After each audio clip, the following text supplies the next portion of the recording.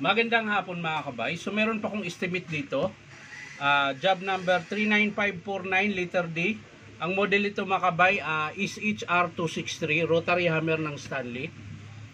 So ito mga kabay, sabi ng customer na laglag.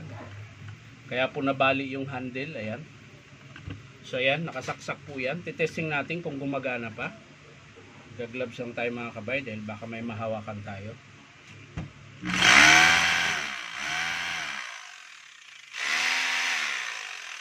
So gumagana pa siya mga kabay. Titesting natin yung kanyang hammer. Ayan, naka-chipping po ito. Hindi po siya umiikot. So ibig sabihin naka-chipping siya. So titesting natin mga kabay.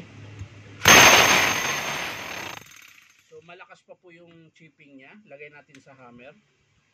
Umiikot po ito mga kabay na merong pumapalo.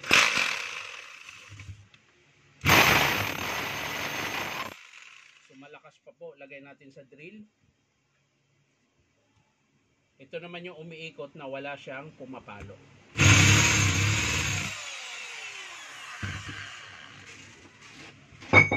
So ito mga kabay, wala naman pong sira yung loob niya, yung armature gumagana. Medyo masiklab lang yung carbon dahil maiksi na po. So ang estimate ko dito mga kabay, hindi ko na siya bubuksan. Papakita ko na lang sa inyo mga kabay kapag in-approve ito ng customer. Ang estimate ko dito ay yung buong field housing. Ito po. Ayan. Kaya lang, bunutin ko lang.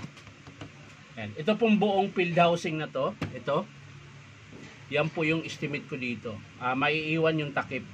Field housing ang tawag nun mga kabay. Tapos syempre yung switch magpapalit na rin tayo dahil wala na po siyang reverse. Bali na po. Ayan. So yung reverse ito ay buo sa switch. So ang estimate niyan mga kabay, field housing, switch, tsaka carbon brush. Ayan. So yan lang mga kabay. Maraming salamat sa panunood at palike and share na rin po. Hindi ko na po siya bubuksan dahil gumagana naman po siya. Malakas yung hammer niya, malakas yung chipping at drill. So ito lang po talaga ang sira. Bali yung handle ng field housing, tsaka yung reverse at carbon brush. At syempre idadagdag natin yung plug. Wala na siyang plug mga kabay. Nakadiretso na po ito sa kuryente.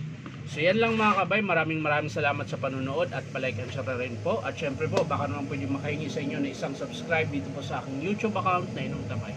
So sa mga gusto magpa-repair mga kabay, dito po ako pumapasok sa Powerman Hardware, 530 T. Alonso, Santa Cruz, Manila. Ayan. Napagitnaan po kami ng Ungpin tsaka Espileta. Ayan. So yan lang mga kabay, maraming salamat. Bye-bye.